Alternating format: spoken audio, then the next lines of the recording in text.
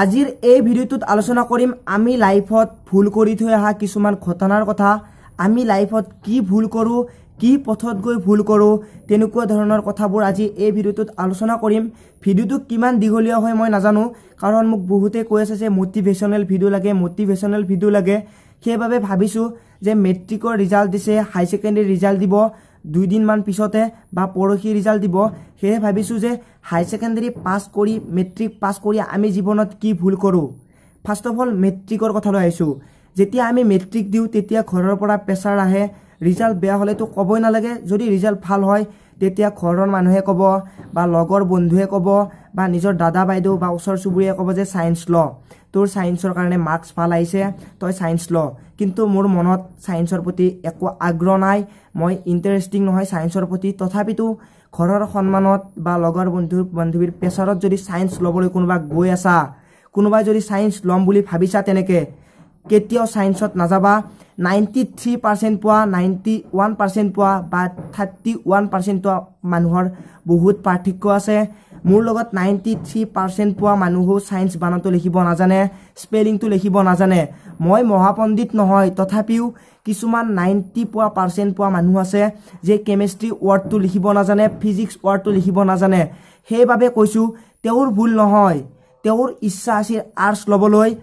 IPS officer হ'বলৈ, কিন্তু ঘৰৰ প্ৰেছাৰত, লগৰ বন্ধু বান্ধৱীৰ প্ৰেছাৰত বা লগৰ লগত পৰি সায়েন্সত আহিছে, সেয়ে তেওঁৰ এনেকুৱা হৈছে। আগতে মই কৈ লম, যেহেতু মেট্ৰিক বহুতেই দিছে আৰু মেট্ৰিক দিয়া বহুত বন্ধু বান্ধৱীয়ে মোতকৈ সৰুবোৰে মেট্ৰিক দিয়াবোৰে যেহেতু ভাল এখন কলেজ সিলেক্ট কৰিব, কোনোবাই ধৰি লওক ওচৰৰ কলেজত যাব, কিছুমানে গুৱাহাটীত যাব, কিছুমান তেজপুৰ ইউনিভাৰ্চিটিত যাব, য'তে নাযাওক সকলোৱে এখন ভাল স্কুল বা কলেজ সিলেক্ট কৰিছে, তাত এডমিশ্যন ল'ব। যিবোৰে ভাল পাৰ্চেন্টেজ পাইছে তেওঁলোকে ভাল কলেজ এখনত লিখিবলৈ চেষ্টা কৰিব। ভাল কলেজ এখনত নাম লিখিবলৈ গ'লে ভাল পাৰ্চেন্টেজ নিশ্চয় লাগিব।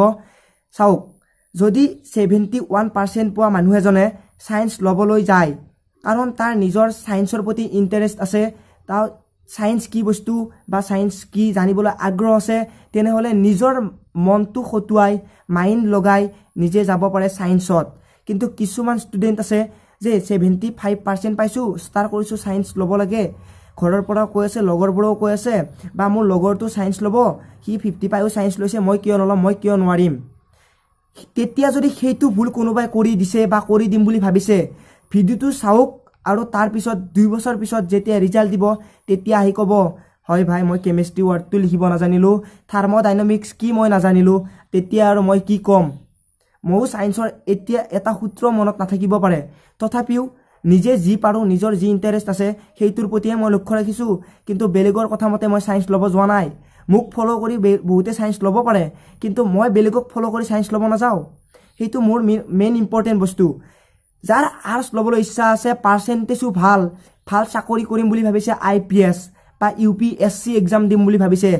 আৰে ভাই ঘৰতো নাচাবি, পইচাও নুসুধিবি, নিজে যা, ভাল কলেজ এখন চিলেক্ট কৰ, ওচৰৰে হওক, কাৰণ নিজে পঢ়িবি, নিজে ৰিজাল্ট ভাল হৈ যাব। এইটো হৈছে মেট্ৰিকৰ ধাৰণা। ফাৰ্ষ্ট মেট্ৰিকৰ ধাৰণাটোৱে আমি ভুল কৰি দিওঁ। যেতিয়া সায়েন্সত ল'বলৈ যাওঁ, ভাল পাৰ্চেন্টেজ এটা পাই, নিজৰ ইচ্ছামতে নহয় দেই, বেলেগৰ ইচ্ছামতে, তেতিয়া ৰিজাল্ট যেতিয়া বেয়া হয়, সায়েন্স কিয় লৈছিলো,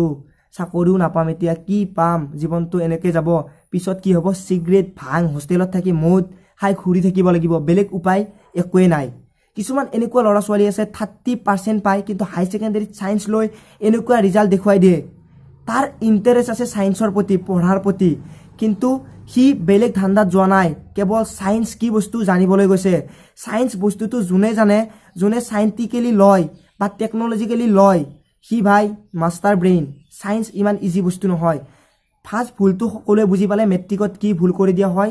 আৰ্টছ ল'বলৈ মন থাকিলে আৰ্টছ লওক, সায়েন্স ল'বলৈ মন থাকিলে সায়েন্স। কমাৰ্চৰ কথাটো বেলেগ, যাৰ বেপাৰ কৰিবলৈ ইচ্ছা আছে,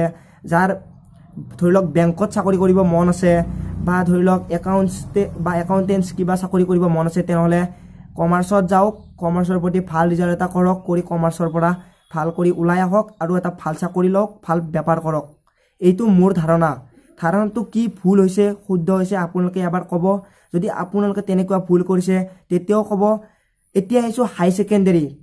ছেকেণ্ডাৰী যদি আৰ্টছৰ পৰাই পাছ কৰোঁ, কিছুমানেতো পঢ়া বাদে দিয়ে, সায়েন্সৰ পৰা পঢ়া বাদ দিয়ে চাকৰিৰ কাৰণে ধান্দা কৰে আমাৰ দৰে যেতিয়া টানিমুনি পাছ কৰোঁ তেতিয়া নিশ্চয় চাকৰিৰ কাৰণে ধান্দা কৰিব লাগিব পুলিচ CRP আৰ্মি এনেকুৱা ধৰণৰ সৰু সুৰা চাকৰিৰ বাবে ধান্দা কৰিব লাগিব কিছুমানে কোম্পানীত যায়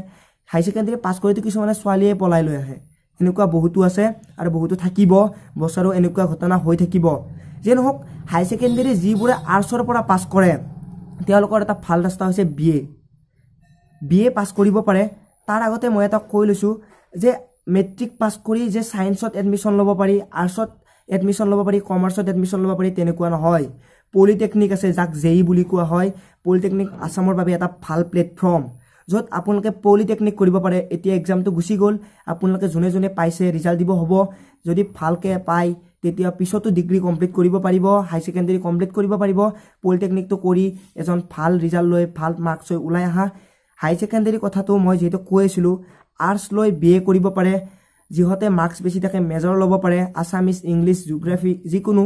কমাৰ্চ লৈ যদি ওলাই আহে BCom কৰিব পাৰে সায়েন্স লৈ ওলাই আহিলে BSc কৰিব পাৰে BSc যিকোনো মেজৰ ল'ব পাৰে যে মেজৰ লৈ ডিগ্ৰী কমপ্লিট কৰাটো ইমান সহজো নহয় টানো নহয় যিসকলে ভালকে পাছ কৰিব খোজে ভালকে পঢ়িব পাৰে তেওঁলোকে নিশ্চয় 3 বছৰত কমপ্লিট কৰিব যিবোৰৰ পঢ়াৰ প্ৰতি ধাউতি কমি যায় তেওঁলোকে কেতিয়াও নোৱাৰে এতিয়া আইছো যে মেজৰক লৈ আৰ্টছৰ সকলে এটা সহজ সাবজেক্টত মেজৰ ল'ব পাৰে এটা টান সাবজেক্টত মেজৰ ল'ব পাৰে কিন্তু সায়েন্সৰ সকলেটো 6টা সাবজেক্ট থাকিব 6টাৰ কিবা এটা ল'ব লাগিব য'ত পাৰ্সেন্টেজ ভাল থাকে ধৰিলক মই বোটানিত মেজৰ লৈছো কিছুমানে জুলজিত লৈছে কিছুমানে কেমিষ্ট্ৰিত লৈছে কিছুমানে জিওগ্ৰাফিত লৈছে জিওগ্ৰাফিটো ল'ব পাৰি সায়েন্সৰ পৰাই যে নহওক মই বোটানিত মেজৰ লৈ মই যদি এনেকে ভাবি থকা নাই যে মই বোটানিত মেজৰ লৈ ৰেঞ্জাৰ হ'ম বা ফৰেষ্টৰত চাকৰি কৰিম বা কিবা বেলেগ ধান্দা কৰিম বা বেলেগ চাকৰি কৰিম তেনেকুৱা নাভাবি যদি মই এনেকে ভাবো বোটানি সাবজেক্টটো মই ভালদৰে পঢ়ি লৈ সকলোবোৰ জানি গছৰ বিষয়ে জানি সকলোবোৰ সব বস্তু বেমাৰৰ বিষয়ে জানি গছৰ তেতিয়া যদি মই কল গছৰ খেতি কৰো বহুত বিঘা কমলা গছৰ খেতি কৰো বহুত বিঘা তেনেহলে মোৰ লাইফটো সেটেল হ'বৰ কাৰণে দেৰি লাগিব পাৰে কিন্তু যেতিয়া সেটেল হ'ব তেতিয়া কোনো ৰখাব নোৱাৰে নিশ্চয় কেইদিন আগতে বাতৰি কাকত এখনত পাইছিল কেইজনমান লৰাই ডিগ্ৰী কমপ্লিট কৰি একেলগে 100 বিঘা মাটি কলগছ মালভোগ কলৰ খেতি কৰিছে তেওঁলোকৰ কলগছবোৰ ডাঙৰ হতে হয়তো অলপ দেৰি লাগিছে কিন্তু যেতিয়া ফল লাগিছে তেতিয়া তেওঁলোকক কোনোবা জানো ৰখাব পাৰিছে তেতিয়া তেওঁলোকে পইচা আহা জানো ৰাস্তা বন্ধ হৈছে এতিয়া প্ৰায় হিয়তৰ দিনটোত 1 লাখ টকা আহে যেনেকুৱা যদি কোনোবাই ভাবিছে কৰিব পাৰে যেনেকে মই কৈছো বোটানিৰ কথা জুলজিটো যদি জীৱ-জন্তুৰ বিষয়ে ভালদৰে জানি সকলোবোৰ বেমাৰৰ বিষয়ে জানি সকলোবোৰ বস্তু জানি শুনি যদি গৰু পোহে ছাগলী পোহে মুৰ্গী পোহে ফাৰ্ম খোলে ভাল ভাল সকলোবোৰ ব্যৱহাৰ কৰি তেনেহলে তাতকে ভাল কাম জানো কোনোবাই কৰিব পাৰে জীৱনত চাকৰিটো ডাঙৰ বস্তু নহয় চাকৰি কৰি সকলোৱে চলিব নোৱাৰে কিছুমানে 50,000 দৰমহা পায়ো ঘৰত খাব নাপায় জুৱা খেলে মদ খায় তেনেকুৱা হলে জীৱনটো জানো পাৰ কৰিব পাৰিব কিছুমানে 7,000 দৰমহা পায়ো জীৱনটো ইমান ধুনিয়াকৈ চলাই নি আছে মানিব লাগিব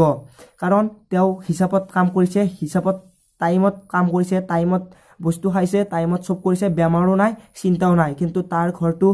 সুন্দৰকৈ চলি গৈ আছে আৰু কিছুমানে 1 লাখ দৰমহা পায়ো ঘৰত এখন বাইক নাই গাড়ী নাই খাবলৈ ভাল বস্তু নাই কাৰণ জুৱা মদ খেলি শেষ কৰি আছে তেনেকুৱা উদাহৰণ আমাৰ গাঁৱত নহয় আপোনালোকৰ গাঁৱত নহয় গোটে ৱৰ্ল্ডতে আছে তেনেকুৱা কতো নাই য'ত খেতি নকৰে চাকৰিয়ে কৰে এনেকুৱা এখন পৃথিৱী কতো নাই তেনেকুৱা এখন পৃথিৱী থকা হলে হয়তো আমি খাব নাপালো হয় আপোনালোকক খাব নাপালে হয় যে নহওক আজিৰ ভিডিঅ'টোত মই লাইফৰ ভুল কৰা কেইটামান কথা কলো